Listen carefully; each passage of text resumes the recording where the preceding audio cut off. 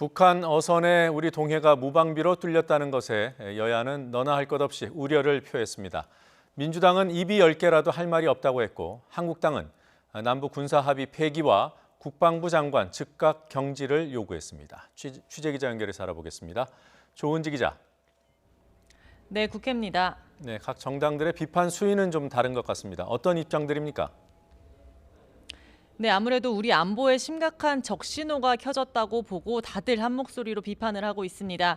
국회 국방위원장인 민주당 안규백 의원은 목선을 발견하지 못한 건 입이 10개라도 할 말이 없다고 했습니다. 안 의원은 YTN과의 통화에서 NLL 쪽을 순시하는 대형 함선 3척이 있는데 군은 못 봤다고 했고 열상 감지 장치에도 잡히지 않았다고 설명했습니다.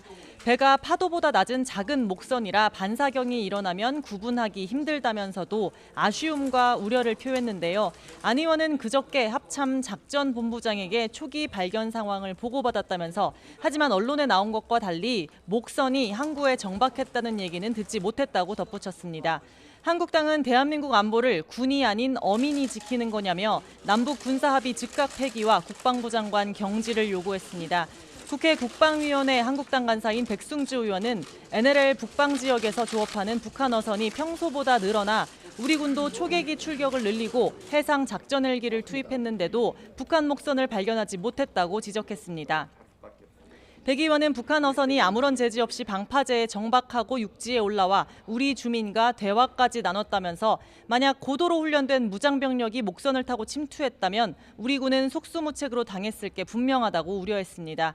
이어 정부는 더는 사실을 왜곡 축소할 게 아니라 북한 주민 2명의 송환을 서둘러 결정한 경위, 또 합참의 전비태세 검열 결과 등을 밝히고 철저한 신상필벌도 해야 한다고 강조했습니다. 국회 상황도 확인해 보겠습니다. 어제 국회의장이 경제 원탁 회의를 중재안으로 내놨더군요. 정당들 반응이 나왔습니까?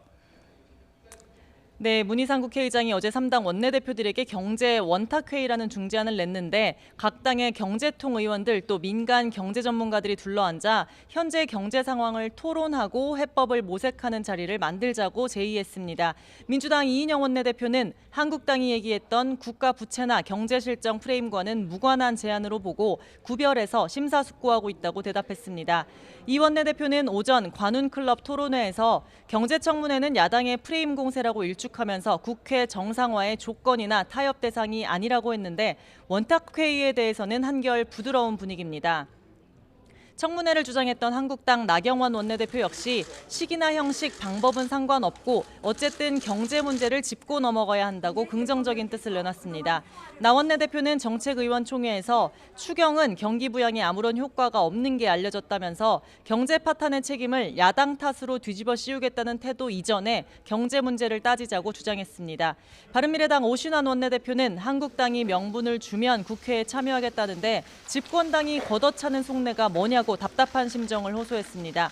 민주당이 한치도 양보하지 않고 청문회든 원탁회의든 아무것도 안 하려는 무책임하고 독선적인 태도는 이해하기 어렵다고도 지적했습니다. 추경 심의 전에 문재인 정부의 경제 문제를 짚어야 한다는 정치권 공감대에 문희상 의장의 중재안까지 나오면서 경제 원탁회의를 통해 한국당이 극적으로 국회에 복귀할 수 있을지 주목됩니다. 지금까지 국회에서 YTN 조은지입니다.